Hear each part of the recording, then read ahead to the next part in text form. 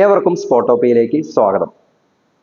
French star defender ആയിട്ടുള്ള 18 വയസ്സ് മാത്രം പ്രായമുള്ള ഗോൾഡൻ ബോയ് റാങ്കിങ്ങിൽ 5-ാം സ്ഥാനത്ത് നിൽക്കുന്ന ലെനിയോറോ, ഫ്രഞ്ച് താരമായിട്ടുള്ള ലില്ലിയുടെ താരമായിട്ടുള്ള ലെനിയോറോയെ മാഞ്ചസ്റ്റർ യുണൈറ്റഡ് പിക്ക് ചെയ്തിരിക്കുകയാണെന്നുള്ള വാർത്തയാണ് നമ്മളിപ്പോ പുറത്തു വരുന്നത്. ലെനിയോറയെ സംബന്ധിച്ചിടത്തോളം നമുക്കറിയാം, അദ്ദേഹത്തിന്റെ ഡ്രീം ക്ലബ്ബായിരുന്നു റയൽ മാഡ്രിഡ്. പക്ഷെ ഒരു നേരം ഇരുട്ടി വെളുത്തപ്പോൾ തന്നെ മാഞ്ചസ്റ്റർ യുണൈറ്റഡിലേക്ക് വിമാനം കയറിയിരിക്കുകയാണ് ലെനിയോറോ. എന്താണ് ഇവിടെ സംഭവിച്ചത് എന്നുള്ളതാണ് നമ്മൾ ഈ വീഡിയോയിലൂടെ ചർച്ച ചെയ്യാൻ ഉദ്ദേശിക്കുന്നത്. നമ്മൾ കഴിഞ്ഞ വീഡിയോയിൽ ചർച്ച ചെയ്തിട്ടുണ്ടായിരുന്നു, തന്ത്രശാലിയായ കുറുക്കനാണ് നമ്മുടെ പെരസ്, റയൽ മാഡ്രിഡിന്റെ പെരസ്. അദ്ദേഹത്തിന് കൃത്യമായി അറിയാം ഓരോ പ്ലേയേഴ്സിനെ എങ്ങനെ തന്റെ ടീമിലേക്ക് ഉൾപ്പെടുത്തണം എന്നുള്ളതൊക്കെ വ്യക്തമായ ധാരണയുള്ളൊരു നമ്മുടെ പ്രസിഡന്റാണ് പെരസ് എന്ന് പറയുന്നത്. അപ്പോ പെരസിനെ സംബന്ധിച്ചിടത്തോളം വലിയൊരു അടിയാണ്, കൂനിന്മേൽ അടിയാണ് പെരസിന് കിട്ടിയിരിക്കുന്നത്. കക്ഷത്തിരിക്കുന്നത് പൂവും ചെയ്തു, കയ്യിലിരിക്കുന്നത് കിട്ടിയില്ല എന്നുള്ളൊരു അവസ്ഥയിലേക്ക് പെരസ് എത്തി നിൽക്കുകയാണ് എന്നുള്ളതാണ് നമുക്കിപ്പോ മനസ്സിലാക്കാൻ പറ്റുന്ന ഒരു കാര്യം.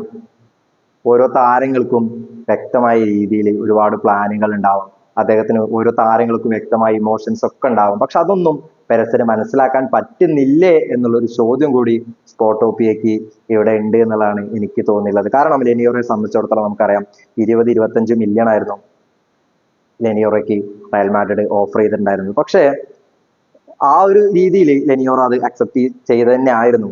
കാരണം നല്ലൊരു ബിഗ് ബ്രേക്കിംഗ് കരിയർ ഉണ്ടാവണം, നല്ലൊരു രീതി, അദ്ദേഹത്തിന്റെ ഡ്രീം ക്ലബ്ബാണ് റയൽ മാഡ്രിഡ്. അപ്പൊ ആ ഡീൽ ഏകദേശം പെരസൊക്കെ ഉറപ്പിച്ച് വെച്ചതായിരുന്നു.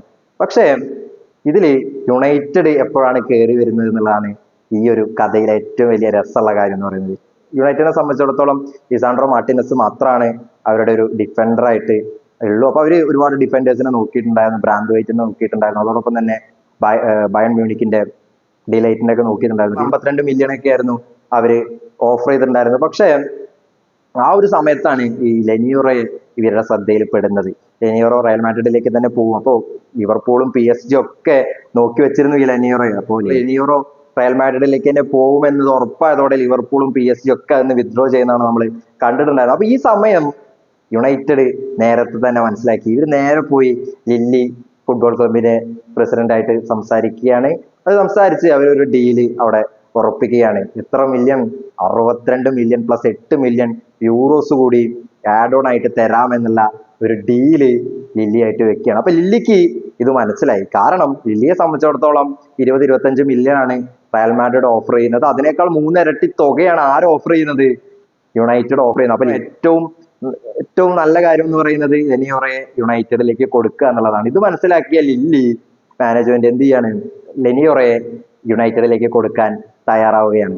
അപ്പോ ഇത് ആദ്യം പറഞ്ഞു മനസ്സിലാക്കേണ്ടത് ആരെയാണ്? ലെനിയോറയാണ് അത് ആദ്യം പറഞ്ഞു മനസ്സിലാക്കേണ്ടത്. പക്ഷെ ലെനിയോറയെ സംബന്ധിച്ചിടത്തോളം അദ്ദേഹത്തിന്റെ ഡ്രീം ക്ലബ്ബ് എന്ന് പറയുന്നത് റയൽ മാഡ്രിഡ് ആണെന്നുള്ളത് ലില്ലി മാനേജ്മെന്റിനും അറിയാം. പക്ഷേ വളരെ ഇമോഷണൽ ആയിട്ട് തന്നെ ചിലപ്പോ ലെനിയോറയെ സമീപിച്ചിട്ടുണ്ടാവുക എന്നുള്ളതാണ് എനിക്ക് തോന്നിയിട്ടുള്ളത്. അദ്ദേഹത്തിന്റെ 6-ാം വയസ്സ് മുതൽ ലില്ലിയിൽ കളിച്ചു വന്ന ഒരു താരാണ്. ലില്ലി ബി ടീമിലും ലില്ലി എ ടീമിലേക്ക് വരെ തെരഞ്ഞെടുത്ത ഒരു താരാണ് ലെനിയോറോ. അദ്ദേഹം ലില്ലിയിൽ 32 മത്സരങ്ങൾ കളിച്ചു. 15 മത്സരങ്ങളും അദ്ദേഹം ഗോൾ വഴങ്ങിയിട്ടില്ല എന്നുള്ളതാണ് നമ്മൾ മനസ്സിലാക്കേണ്ടത്. 92% പാസിംഗ് അക്യുറസി ഉള്ള ഒരു താരം കൂടിയാണ് ലെനിയോറോ. അപ്പോ ലില്ലി എങ്ങനെ സമീപിക്കും എന്നുള്ള രീതിയിൽ വളരെ ആശയക്കുഴപ്പത്തിലായിട്ടുണ്ടാവാം. അദ്ദേഹം 6-ാം വയസ്സ് മുതൽ കളിച്ച ഒരു ക്ലബ്ബാണ്. അദ്ദേഹത്തിന്റെ ടാലന്റും അദ്ദേഹത്തിന്റെ കേപ്പബിലിറ്റിയും ഒക്കെ വളർത്തിയെടുത്ത ഒരു ടീമാണ് ലില്ലി. വലിയൊരു ബെനിഫിറ്റ്സ് തന്റെ ട്രാൻസ്ഫർ കൊണ്ട് കിട്ടുന്നില്ലെങ്കിൽ അത് ആർക്ക് സങ്കടമാവും? ലെനിയോറയ്ക്ക് സങ്കടമാവാം. ചിലപ്പോ അങ്ങനത്തെ ഒരുപാട് ഇമോഷൻസ് അവിടെ വർക്ക് ചെയ്തിട്ടുണ്ടാവുക എന്നുള്ളതാണ് ഞാൻ പറയുന്നത് കേട്ടോ. അപ്പൊ ഈ ഒരു കാര്യം കൂടി ലെനിയോറോ ശ്രദ്ധിച്ചിട്ടുണ്ടാവാം. അതുകൊണ്ട് തന്നെ ആയിരിക്കാം ലെനിയോറോ യുണൈറ്റഡിലേക്ക് പോവാം എന്നുള്ള രീതിയിലേക്കുള്ള ഒരു തീരുമാനം എടുത്തത്. നമുക്കറിയാം, വീണ്ടും ലെനിയോറോ മെഡിക്കലിന് ഫ്ലൈറ്റ് കയറുന്നതിന് മുന്നേ വരെ പെരസിനോട് ഈ കാര്യം സമീപിച്ചു എന്നുള്ളതാണ് വാർത്തകൾ വരുന്നത്. അവിടെയും പെരസ് ആ തീരുമാനം നിരസിച്ചു എന്നുള്ളതാണ്. നിങ്ങൾ വേണമെങ്കിൽ പോയിക്കോ, എനിക്ക് നിങ്ങളെ വേണ്ട എന്നുള്ള രീതിയിൽ സമീപിച്ചു എന്നുള്ള രീതിയിൽ തന്നെയാണ് വാർത്തകൾ ഇപ്പോ പുറത്തു വരുന്നത്. ഇപ്പൊ 30-40 മില്യൺ ഒക്കെ വെറുത്തുള്ള ഒരു പ്ലെയറാണ്. പക്ഷെ അദ്ദേഹത്തിന് വെറും 20-25 മില്യൺ ഒക്കെ കൊടുത്ത് പെരസ് ഒതുക്കാമെന്ന് വിചാരിച്ചാൽ ഓരോ പ്ലെയേഴ്സും അവരുടെ പ്രത്യേക ഇമോഷൻസ് ഒക്കെ അവിടെ വർക്ക് ചെയ്യുമെന്ന് മനസ്സിലാക്കേണ്ടതുണ്ട് എന്നുള്ളത് കൂടിയാണ് എനിക്ക് പറയാനുള്ളത്. അപ്പൊ അങ്ങനെ മാഞ്ചസ്റ്റർ യുണൈറ്റഡ് ലെനിയോറയെ സ്വന്തമാക്കിയിരിക്കുകയാണ്. ഇവിടെ 62 million plus 8 million euro add on ആണ് ലെനിയോറയ്ക്ക് കൊടുത്തിട്ടുണ്ടായിരുന്നത്. അപ്പൊ ലിലിയെ സംബന്ധിച്ചിടത്തോളം വലിയൊരു ലോട്ടറി അവർക്ക് കിട്ടിയിരിക്കുകയാണ്. കാരണം എന്താന്ന് വെച്ച് കഴിഞ്ഞാൽ അവര് റയൽ മാഡ്രിഡിലേക്ക് പോയി, ലെനിയോറോ റയൽ മാഡ്രിഡിലേക്ക് പോയി കഴിഞ്ഞാൽ ഒരു 20-25 മില്യണേ കിട്ടുന്നുണ്ടായിരുന്നുള്ളൂ. ഇനി അടുത്ത വർഷം നോക്കിക്കഴിഞ്ഞാൽ അദ്ദേഹം ഫ്രീ ട്രാൻസ്ഫർ ആയിട്ട് 2025 റയൽ മാഡ്രിഡിലേക്ക് തന്നെ പോവുകയും ചെയ്യും. കാരണം ഒരു ഡ്രീം ക്ലബ്ബാണ് റയൽ മാഡ്രിഡ് എന്ന്. അപ്പോൾ അവിടെ നിന്ന് ഒരു ഫീയോ ഒരു ട്രാൻസ്ഫർ വലിയൊരു തുകയോ ഒന്നും ലില്ലിയെ സംബന്ധിച്ചിടത്തോളം കിട്ടില്ല. ലില്ലിയാണെങ്കിലോ ഇത്രയോ വലിയൊരു പ്ലെയറെ ഗോൾഡൻ ബോയ് റാങ്കിങ്ങിൽ 5ാം സ്ഥാനത്തേക്ക് എത്തിക്കുന്നതിൽ വളരെയധികം സ്വാധീനം ചെലുത്തിയ ലില്ലി മാനേജ്മെന്റിന് ഇത് വലിയൊരു നഷ്ടമാകുമെന്ന് മനസ്സിലാക്കിയ ലില്ലി മാനേജ്മെന്റ് യുണൈറ്റഡിനെ അങ്ങനെ ലെനിയോറയെ സെല്ല് ചെയ്യാൻ തീരുമാനിക്കുകയാണ്. ഇത് ലെനിയോറയ്ക്ക് കൃത്യമായി തന്നെ മനസ്സിലായിട്ടുണ്ടാവാം എന്നുള്ളതാണ് സ്പോട്ടോപ്പിക്ക് തോന്നിയിട്ടുള്ളത്. അപ്പൊ എന്തായാലും ഒരുപാട് ഇമോഷൻസ് ഒക്കെ അവിടെ വർക്ക് ചെയ്തിട്ടുണ്ടാവും. എന്തായാലും 8ന്റെ പണി പെരസിന് കിട്ടിയിരിക്കുകയാണ്. പെരസിനെ സംബന്ധിച്ചിടത്തോളം ഇനി ഒരു സെന്റർ ബാക്ക് അവർക്ക് ഇല്ല എന്നുള്ളതാണ്. അവരുടെ ഇപ്പൊ നിലവിലുള്ളത് മിലിറ്റാവോ ഉണ്ട്, അതുപോലെ തന്നെ റുഡീഗർ ഉണ്ട്. അപ്പൊ പിന്നെ വലിയ പേര് കേട്ട താരങ്ങളൊന്നും റയൽ മാഡ്രിഡിനെ സംബന്ധിച്ചിടത്തോളം ഇല്ല. അപ്പൊ സെന്റർ ബാക്ക് പൊസിഷനിൽ അവർക്ക് വലിയ നിരാശ തോന്നുന്ന കാര്യങ്ങൾ തന്നെയാണ് ഇപ്പോൾ സംഭവിച്ചുകൊണ്ടിരിക്കുന്നത്. അപ്പോൾ ഇനി സെന്റർ ബാക്കിന് വേണ്ടിയിട്ട് ട്രാൻസ്ഫർ വിൻഡോയിൽ കൃത്യമായ രീതിയിൽ തന്നെ പെരസ് ഇറങ്ങും എന്നുള്ളത് തന്നെയാണ് എനിക്ക് തോന്നുന്നത്. കാരണം അലാബയൊക്കെ ഇഞ്ചുറി ആയിട്ട് കിടക്കുകയാണ്. അപ്പോൾ വലിയ താരങ്ങളൊന്നും ഇനി ഇല്ല. ഇനി മാർക്കറ്റിൽ ഉള്ളതാണെങ്കിലോ ക്രിസ്റ്റ്യൻ റൊമേറോയും, ടോട്ടനത്തിന്റെ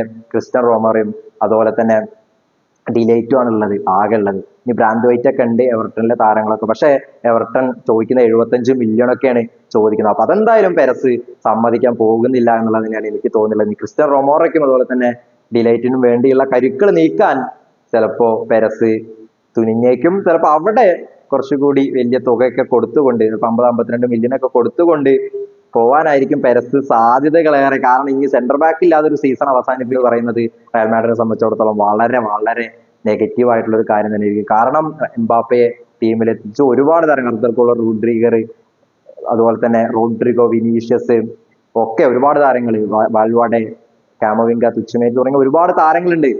അപ്പൊ അവരൊക്കെ ഫ്രണ്ടിൽ ഒരുപാട് താരങ്ങളുണ്ട്. ഡിഫൻസിൽ അത്ര താരങ്ങളൊന്നും പേര് കേട്ടതില്ലെങ്കിൽ അവരുടെ ഡിഫൻസ് പൊളിഞ്ഞു പോകും. പക്ഷെ തുച്ഛമേനിനൊക്കെ വേണമെങ്കിൽ അവർക്ക് ഡിഫൻസിൽ അണിനിരത്താം എന്നുള്ള കാര്യങ്ങളൊക്കെ ഉണ്ട്. അതൊക്കെ അവിടെ മാറ്റി നിർത്തിയാൽ കൂടി ഒരു സെന്റർ ബാക്കിന് എന്തായാലും റയൽ മാഡ്രിഡിനെ സംബന്ധിച്ചിടത്തോളം ആവശ്യമാണ്. അപ്പൊ എന്തൊക്കെയാണ് ഇനി ട്രാൻസ്ഫർ വിൻഡോസിൽ സംഭവിക്കുക എന്നുള്ളതും എങ്ങനെ റയൽ മാഡ്രിഡ് അവരുടെ കരുക്കൾ നീക്കും എന്നുള്ളതൊക്കെ നമുക്ക് കണ്ടറിയാവുന്ന കാര്യമാണ്. അപ്പൊ എന്തായാലും ഈ വീഡിയോ ഇവിടെ പൂർണ്ണമായി ഇഷ്ടപ്പെട്ട് കഴിഞ്ഞാൽ ഒന്ന് ലൈക്ക് ചെയ്തേക്കാം. ഞങ്ങളുടെ ചാനൽ സബ്സ്ക്രൈബ് ചെയ്യുന്ന കാര്യം ഒന്ന് മൈൻഡിൽ വെച്ചേക്കുക. അപ്പൊ പുതിയൊരു വീഡിയോ ആയിട്ട് വീണ്ടും കാണാം. അതുവരേക്കും